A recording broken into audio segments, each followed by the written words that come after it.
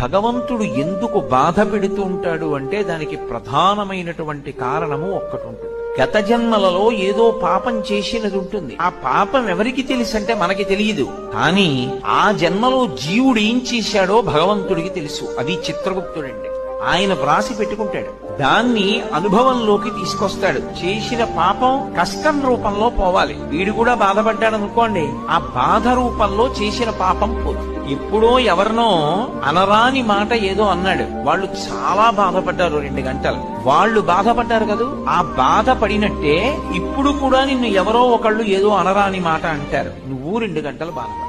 ఈశ్వరుడు గత జన్మలలో చేసిన పాపాన్ని దృష్టిలో పెట్టుకుని ఫలితాన్ని ఇస్తాడు. గత జన్మలలో చేసుకున్న పుణ్యాన్ని దృష్టిలో పెట్టుకుని ఫలితాన్ని ఇస్తాడు.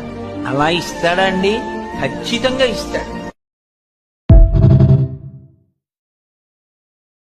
భగవంతుడు ఎందుకు బాధ పెడుతూ ఉంటాడు అంటే దానికి ప్రధానమైనటువంటి కారణము ఒక్కటి ఉంటుంది. గత జన్మలలో ఏదో పాపం చేసినది ఉంటుంది. ఆ పాపం ఎవరికి తెలుసంటే మనకి తెలియదు.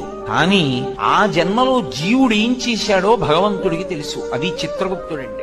ఆయన వ్రాసి పెట్టుకుంటాడు. దాన్ని అనుభవంలోకి తీసుకొస్తాడు. చేసిన పాపం కష్టం రూపంలో పోవాలి. వీడు కూడా బాధపడ్డాడు అనుకోండి, ఆ బాధ రూపంలో చేసిన పాపం పోతుంది. ఎప్పుడో ఎవరినో అనరాని మాట ఏదో అన్నాడు, వాళ్ళు చాలా బాధపడ్డారు. 2 గంటలు వాళ్ళు బాధపడ్డారు కదూ. ఆ బాధ పడినట్టే ఇప్పుడు కూడా నిన్ను ఎవరో ఒకళ్ళు ఏదో అనరాని మాట అంటారు, నువ్వు 2 గంటలు బాధపడ్డావు. ఈశ్వరుడు గత జన్మలలో చేసిన పాపాన్ని దృష్టిలో పెట్టుకుని ఫలితాన్ని ఇస్తాడు. గత జన్మలలో చేసుకున్న పుణ్యాన్ని దృష్టిలో పెట్టుకుని ఫలితాన్ని ఇస్తాడు. అలా ఇస్తాడా అండి? ఖచ్చితంగా ఇస్తాడు.